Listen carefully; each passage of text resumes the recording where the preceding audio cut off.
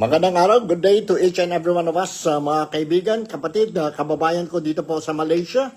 And of course, ang mga kapatid, kababayan, kaibigan natin sa ibang parte ng mundo, especially ang mga overseas Filipino workers, mga Filipino migrants, and of course, ang mga kababayan, kapatid, and kaibigan natin dyan po sa Pilipinas. Kumusta kayo? Hope everything is running smoothly. Today is December 26 na po. Tapos na ang Christmas celebration natin kahapon. So, okay ba ang Noche Buena natin? Okay ba ang celebration natin ng Christmas Day? And sana lang po, masking paano, you enjoyed ang celebration. And now, let's prepare for the coming of the New Year, saying goodbye to 2025 and welcoming ang 2026. Ito po si Nico Fabian, nandito sa programa natin, Nick Talk, The Real Talk with Nico. Ang dami tayo since tapos na ang celebration ng Pasko, first day or Christmas Day po. So, it's about time that we do some observations po, no? Ano ang mga observations ninyo? Tungkol ang celebration kahapon? May diferensya ba? How we celebrated ang Christmas dyan sa Pilipinas, dito sa atin po, no? Sa Sabah, Malaysia, and sa ibang mga Filipino sa iba-ibang parte ng mundo. Mayroon tayong mga observation. Ako mismo po, I noticed, may observations na I noticed, no? Ang celebration, if we were to compare ang celebration dyan po, 2024, 2024 and 2025, no? Ano yung observation? Isa lang po sa akin, no? That I want to highlight ngayon po sa observation ko po. So, this is my own observation. I don't know if you will agree with me po, no? I don't know kung kayo po will agree my observation. So, kung mayroon kayong mga observations po, just let me know and we'll be touching or talking about your observation. So, sa ngayon, ito po ang observation ko po. Ang observation ko po, dahil nandito ako po, being a blogger, and every day, religiously, I am monitoring ang situation dyan po sa Pilipinas po. At saka dito sa Malaysia, and mga iba-ibang parte ng mundo po, no? I observe, carefully po, no? And itong observation ko po, let's touch on the social media. Let's touch on the social media observation. Na-notice ko po, if we were to compare last year and this year Christmas celebration sa social media platform, bira ko nakita po ang mga selfie, mga pictures, celebration ng Pasko, ng Christmas nila po, no? Itong mga politicians. Last year and the previous years, no? Every time Pasko na po, nakita natin mga politicians natin, mga senador natin, ang presidente natin, ang vice president natin, ang governor, vice governor, mayors, o kung sino man po, no? Ang dami silang mga selfie, They posted dyan po sa social media platform natin, sa FB ba, sa YouTube or TikTok or dyan po sa Instagram, no? Ang dami mga pictures. But yesterday and early this morning, I am monitoring. I monitored carefully and just want to see kung mayroon ba silang mga selfie po, no? Selfie in terms of, they distribute gifts, itong mga politicians natin, ang mga pagkain nila po, no? And grande ang celebration nila, sa bahay nila po, sa mga nasa abroad, enjoying life, ang snow, no? But this year, kahapon, surprise ako po. I was so surprised that bira talaga makita natin. Very, I don't know, out of 10 siguro, isa o dalawa lang po, no? Ang mga selfie ng mga politicians natin. And most of the selfies, mga pictures na they posted sa media platform, social media platform ko is yung mga still pictures nila saying Merry Christmas, Happy New Year. Yun lang po. Wala na yun mga pagkain, they were dancing, they were wala. Bakit kaya po? Nahiya na ba sila? Nahiya na ba sila? Or they're afraid to show to the public how they spend Christmas? Baka they're going to be bashed, criticized, while ang mga ordinaryong Filipino, maski paano po, they try to celebrate ang Christmas. Maski sabi ang gobyerno natin, tama na yon, pwede na yon, 500 Noche Buena budget. Nahiya ba sila mo? I don't know if you notice. Kayo, did you notice? Kayo po, did you notice na bira, wala. Wala talaga ang mga selfie-selfie ng mga politicians natin. In fact, mahina nga ang mga greetings nila sa mga constituents nila, ang mga politicians natin. Wala. Mas marami pa ang mga pictures na kita ko po, ang mga posting na kita ko po sa social media, especially sa Facebook, mas marami pa yun mga flood control projects, mga criticism, mga promesa ng gobyerno noon, the posting reminds us of na hindi na-comply ang mga promesa ng gobyerno. Pero tungkol sa celebration Christmas, kulang na kulang. I don't know why. The only thing that I can say is that maybe they feel ashamed or embarrassed to put the pictures or any posting po regarding how they celebrate their Christmas yesterday. Yesterday po. So, the biggest question is why? Why? Why? Surprise na surprise ako. And this is my observation po. Remember, the Filipinos po, we really want solutions. We want to see the government giving us solutions instead of giving us empty promises. Later on, I'm going to touch on this thing, a little bit on this thing about the problem in the Philippines, the corruption problem in the Philippines po. Because whether we like it or not po, the Filipinos until now, they never forget. And please don't forget, I'm calling all the Filipinos, kababayan ko po, be it in Malaysia, be it dito po sa amin sa Kota Kinabalu City here in Sabah, be it in the Philippines, be it elsewhere, United States of America, kagaya ang pinsan ko po, si Lisa De Vera Regino, nasa US, Merry Christmas to you, Insan, my cousin, Merry Christmas, and of course, Merry Christmas to your hubby, ang brat ko sa Alpha Phi Omega, si Theodore, Regino, as well as, of course, your family. I would like to greet belated Merry Christmas to you and to your family, sis.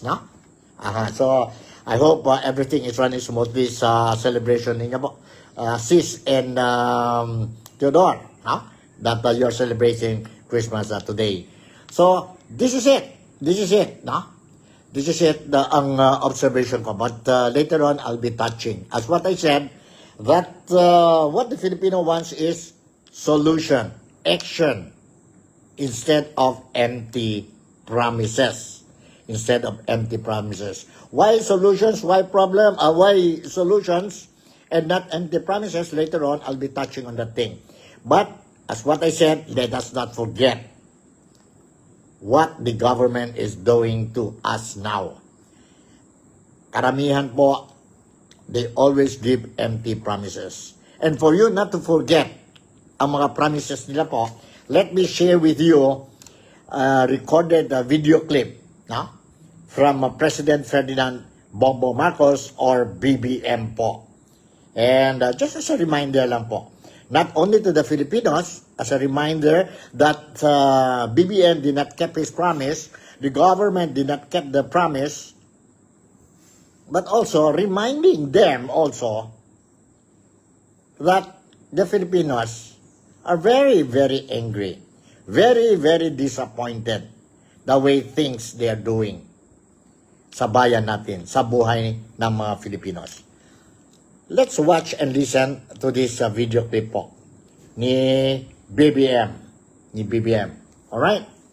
First video clip is this one po.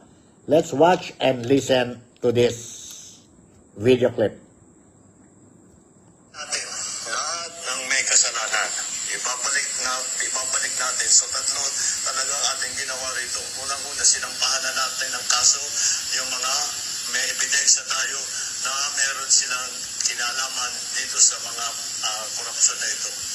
Pangalawa ay tinitiyak natin na ang kanilang ninakaw na pondo ay maibabalik sa pamahalaan upang magamit sa tama ang mga perang yan. At naglagay tayo ng mga reforma para itong mga pangyayaring ito ay hindi na mauulit. Kaya dyan yung tatlong talagang tinututukan natin na bagay. At ito, yung aking mga nabanggit ngayon, ay yan ay ang magiging resulta dito sa ating pag-focus, pagbigay ng pansin dito sa tatlo. Unang-una, mapapanagot ang mga kasama rito, mga kasabot dito sa korupsyon. Pangalawa, maibabawi ng gobyerno ang pera na ninakaw nila. Pangatlo, na gumawa tayo ng reforma para lahat na itong klaseng korupsyon na ganito ay hindi na mauulit. Kaya, yung mga taong yan na kasabot dyan, ito, mga walang hiyang ito, sa nagnanakaw ng pera ng bayan, tapos na ang maliligaya ninyong araw. Habulin na namin kayo. Okay, that's it. Tapos na daw po, sabi ni BBM, ang happy days of this magnanakaw, mga corrupt government officials natin, corrupt politicians natin. He kept on repeating that for the past weeks and months, giving a false hope to the Filipinos because he knows the Filipinos are very angry of what happened. Taxpayers' money amounting to trillions of pesos went to the wrong people. Instead going to the much awaited and much needed infrastructure projects, our taxpayers' money went to the pockets of these irresponsible, greedy, corrupt politicians. And because of them, of their greediness, we are suffering. Suffering in the sense, every time we experience heavy downpour, typhoon, natural calamities, this what we get. Our lives badly affected. Badly affected. The economy of the Philippines badly affected. The reputation of every Filipino, especially those outside the country, the reputation of our beloved country, the Philippines, tarnished because of corruption carried out by our elected politicians. Let us not forget, my fellow countrymen, let us not forget what they have done to us. Malapit na po ang 2028 presidential election. Let us not forget. And do not wait until 2028. Every day, let us not forget these people involved in the biggest corruption case in the history of the Philippines. And I'm talking about the national budget of 2025. The national budget of 2026. Still, there are some question marks po. Now, let us not forget all these things. And let us not commit the same mistake po in choosing our leaders. We cannot blame them everything. In fact, ako din po, I blame it to myself of what is happening in the Philippines. Because during the presidential election 2022, I voted for BBM. Not because of what kind of a leader he is, but it was because I was convinced that he will change, and the Vice President Inday Sara Duterte is there. They are talking about unit team. And that is the reason why I voted for BBM. But as early as now, I can say, I don't think so. I will make the same mistake come 2028. Kawawa po, I'm doing this not because of myself. I'm doing this because of the younger generations and the children's to come. If we are not going to do this thing now po, tayo mga senior citizens, kawawa ang mga anak natin, ang mga apo natin po. And that is really the reason behind why I voted for BBM. If only I can go back sa past natin po, I don't think so po, I'm going to vote for him. I'm sorry to tell you, I'm just being honest. We will see po kung sino ang this time around sa election. I will make sure po that my vote, even this is a single vote, but it will count. I'll make sure that I'm going to vote the right person, the right leader, be it Sara Duterte or anybody else. But as of the moment, ngayon po, for me, I believe the leader for the 2025 presidential election po, for me is Sara Duterte. Unless somebody will come out and will convince me that I have to support him or her to be the next president of the Philippines. Okay? So, wag natin kalimutan yan po.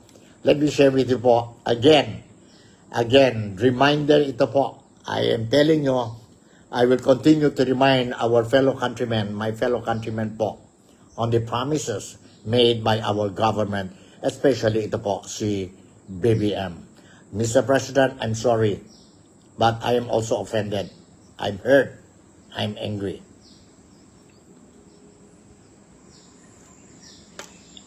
Ito, mga walang hiyang ito, sa nagnanakaw ng pera ng bayan, tapos na ang maliligaya ninyong araw. Habulin na namin kayo. Bago magpasko, marami dito sa napangalanan dito ay palagay ko nasa ano na, matatapos na yung kaso nila po, na yung kaso, makukulong na sila. Wala silang Merry Christmas. Before Christmas, makukulong na sila. Wala sila Merry Christmas. Before Christmas, makukulong na sila. Kahapon po, tapos na ang Christmas. Saan na? Yan sabi ni BBM. Wala sila Merry Christmas. Makukulong na sila. So far po, isa lang po. And that is not the mastermind. That is not a politician. Isa lang po. And that is contractor Sara Diskaya. Asan na po? Mga iba. Now, they are talking about officials from the Department of Public Works and Highways. Yes, okay yun sa amin. But there is no such thing as warrant of arrest issued, let's say, to Engineer Henry Alcantara, Engineer Bryce Hernandez, former Undersecretary for the Department of Public Works and Highways, si Bonuan, si Bernardo, the former Secretary of the Public Works and Highways. I'm referring to si Bonuan ba yun?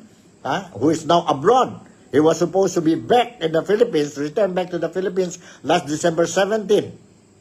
But until now, gone missing. Where are the other people? The those involved named in the investigation. Kagaya mga former cabinet secretaries, undersecretaries, assistant secretaries, politicians, congressmen, senators. Wala pa po. So, huwag natin kalimutan po.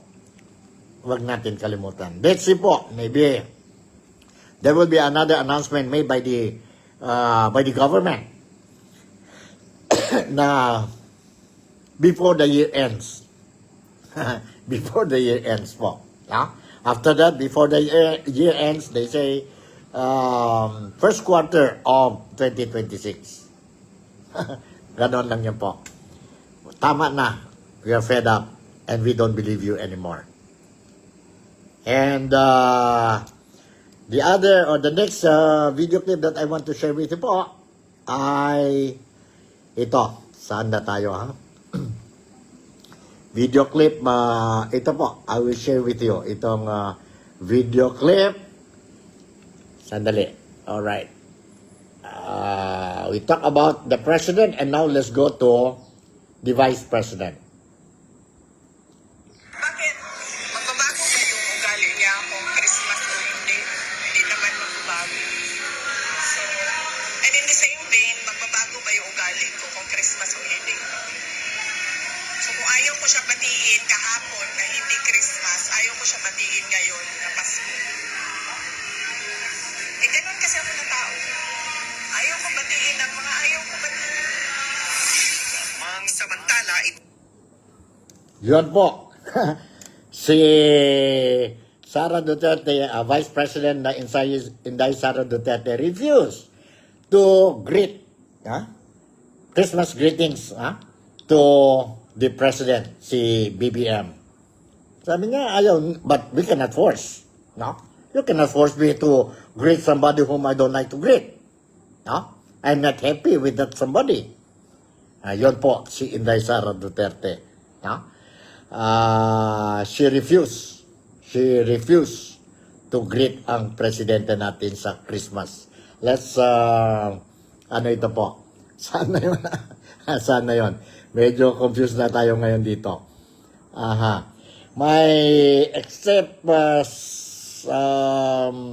Except for the President of the Philippines, si BBM, si Inday Sara Duterte refused to greet or extend the Christmas greetings sa kanya po.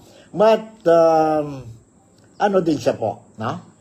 She also took time po to greet ang lahat ng mga Filipinos. But before I give you that thing po, let me share with you another video. First, again, repetition of Inday Sara Duterte, why she refused to greet or give a Christmas greetings to the President, na si BBM, and at the same time, ang Christmas message din po, briefly Christmas message of BBM. Let's watch and listen to this.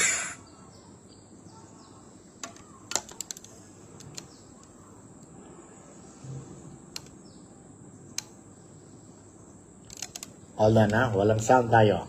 Hold on for a while. No sound, alright. ngayong araw ng Pasko, natanong naman ang Pise sa mensahe niya kay Pangulong Bongbong Marcos. Bakit? Magbabago ba yung ugali niya kung Christmas o hindi? Hindi naman magbabago. So, and in the same vein, magbabago ba yung ugali ko kung Christmas o hindi? So, kung ayaw ko siya batiin kahapon na hindi Christmas, ayaw ko siya batiin ngayon na Pasko. Eh, ganun kasi ako na tao. Ayaw ko batiin ang mga ayaw ko batiin. Samantala, ito naman ang mensahe ni BBM ngayong Pasko. Sa pagtatapos nitong taon, tayo ay magpasalamat para sa mga biyayang ating natanggap. Naway lalo pa tayo mabiyayaan ng magandang kalusugan, mapaligiran ng mabubuting pamilya at kaibigan, at magkaroon ng mas masaganang kabuhayan. Kaya po, Nagbabalita mula sa frontline, Bill Montalvo, News 5. Alright, yun po, no? A brief message coming from the President of the Philippines. This time around, nandito po ang Christmas message ni Vice President Inday Sara Duterte para sa ating lahat. Hold on, ha? Alright. Okay, sandali po. Alright. Kung ibabahagi natin ang mga biyaya na... Assalamualaikum warahmatullahi wabarakatuh. Madayaw ug maayong adlaw kaninyong tanan. Magandang araw at maligayang Pasko sa inyong lahat. Tuwing Pasko ay binabalot ang ating mga puso ng mga biyaya na hatid sa atin ng kapanganakan ni Jesus. Ngunit paano ba natin mas mapapasaya ang ating selebrasyon sa harap ng samot-saring mga hamon sa ating buhay? Mga kababayan, magiging mas makabuluhan ang Pasko kung ibabahagi natin ang mga biyaya ng Diyos sa ating kapwa, lalo na sa mga nahihirapan sa buhay, mga may karamdaman, mga ulila at walang tahanan, mga biktima ng sakuna at karahasan, at mga sektor na dumaranas ng kapabayaan. Sa kagandahan ng ating loob, nagmumula ang pag-asa at katatagan ng loob at pananampalataya. At ito ang gagabay at magpapalakas sa atin bilang mga individual, bilang mga pamilya, at bilang isang bansa. Hangad ko ang inyong kaligayahan kasama ang inyong mga kapamilya at mahal sa buhay. Lagi din nating ipagdasal ang biyaya ng kapayapaan at katatagan ng ating minamahal na bansa. Tandaan po natin na ang pusong nagpapasalamat ay mapagbigay, mapagmahal, mapagpatawad. Mula sa kaibuturan ng aking puso, palipayong Pasko kaninyong tanan. Mahalin natin ang Pilipinas para sa Diyos sa bayan at sa bawat pamilyang Pilipino. Syukran. Alright, yun po ang Christmas greetings coming from Vice President Inday Sara Duterte. Tapos na ang Christmas celebration natin. This Christmas Day celebration natin kahapon. And as what I said, mahina ang mga selfies ng mga politicians natin, ang mga congressmen natin, ang mga senator natin. And I noticed na walang yung mga selfie, video clip, brief, short, a video clip ng mga politicians natin, which normally we see, no? It is being posted sa social media, how they celebrate Christmas. Bakit? Siguro po nahiya na talaga sila, no? And they're afraid that the people will bash them po. When it comes to celebration, very sensitive talaga na ngayon. Ganito po, no? Majority of the social media posting nakita ko po, mga ordinaryong Pilipino. Kagaya sa atin, no? We see celebrating ang Pasko natin po. And missing pala ang lechon, no? Sa mga celebration ng mga ordinaryong Filipinos. Dahil mahal. Dahil mahal po, no? Dahil mahal. So, sige lang, maski paano, basta nag-enjoy tayo po. We welcome the Savior, the coming of our Savior Jesus Christ.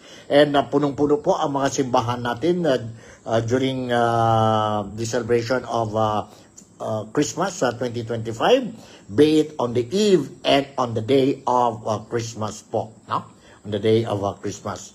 So, ganon yun po ang observation ko po tungkol sa 2025 Christmas celebration this year po. Compared to the previous years, maganda po makikita natin mga politicians. They are bragging left and right. Ang mga damit nila, mga maganda po, no? Some, they even post, nasa abroad sila, enjoying Christmas, no?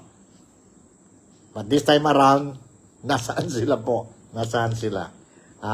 I'm sure they enjoyed, no? They enjoyed the Christmas celebration. But, ano lang siguro po, they decided not to put it, not to post it sa social media po. Dahil, I hope, nahiya na talaga sila po. Nahiya na talaga sila. Anyway, tapos na po ang ano natin mga Christmas. Let us prepare for the bidding goodbye to 2025 and the welcoming of the year 2026 po. But before touching a little bit on the new year, now just let me remind you po na what's next to ICI, Independent Commission for Infrastructure, no?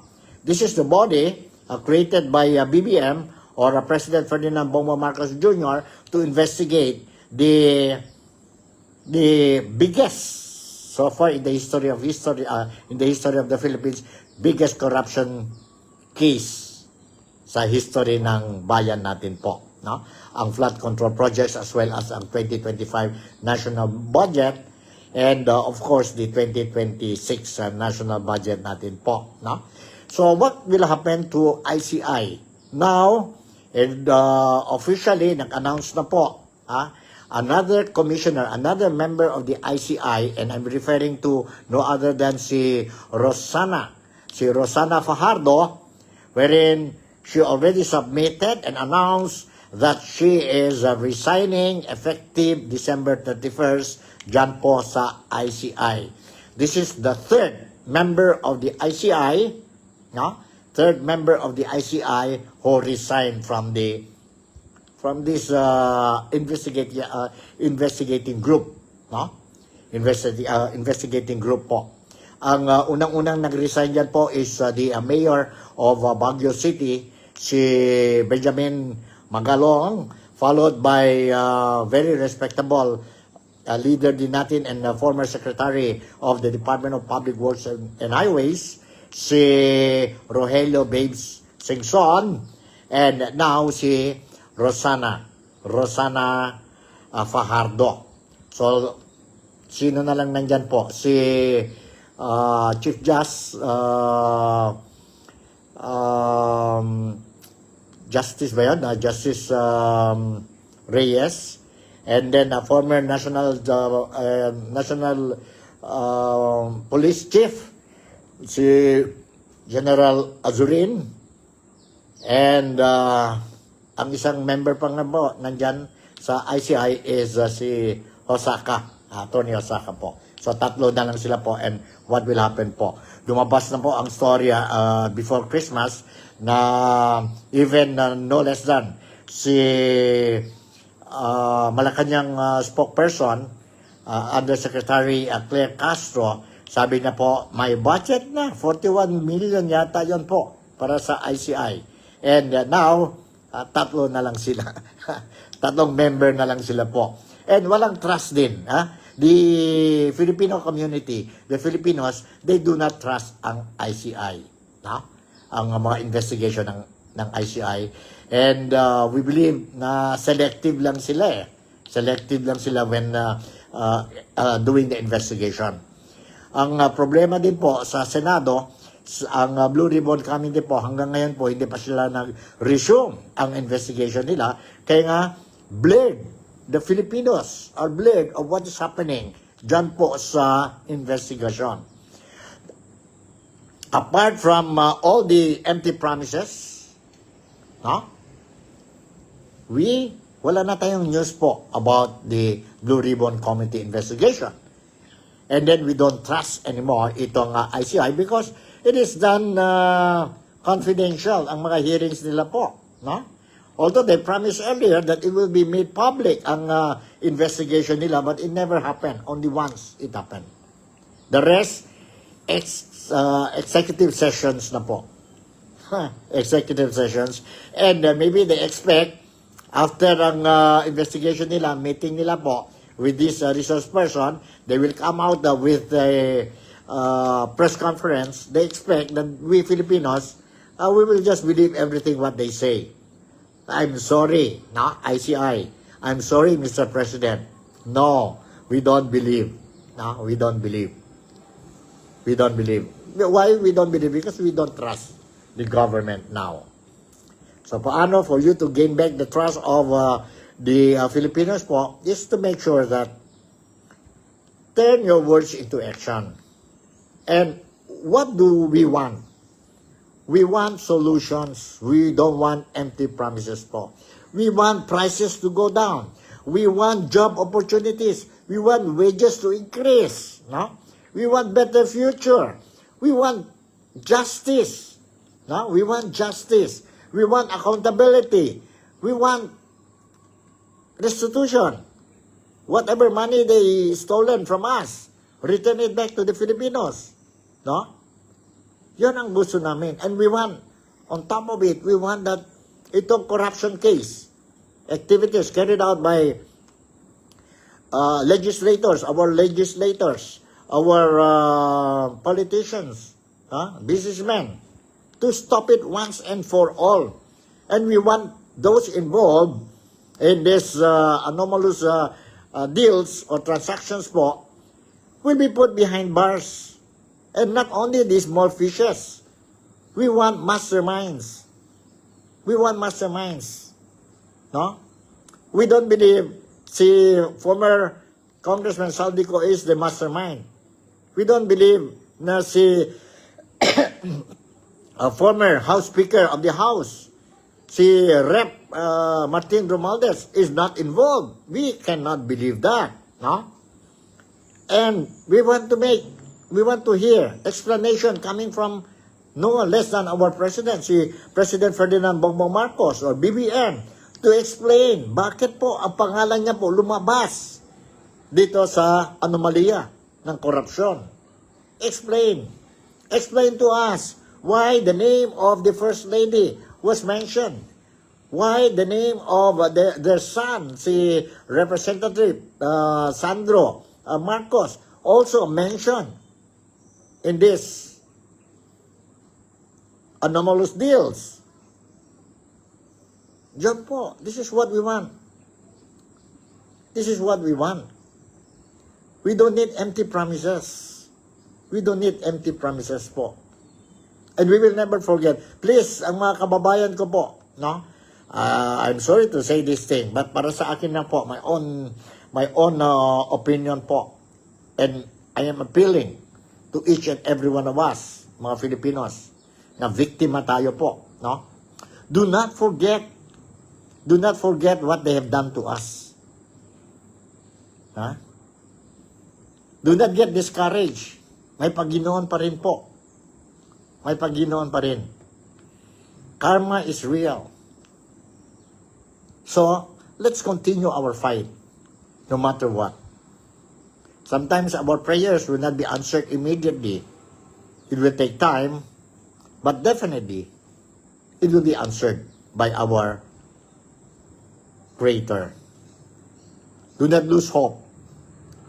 For as long as we are alive, kicking, may pag-asa pa po. May pag-asa pa po. No? May pag-asa pa.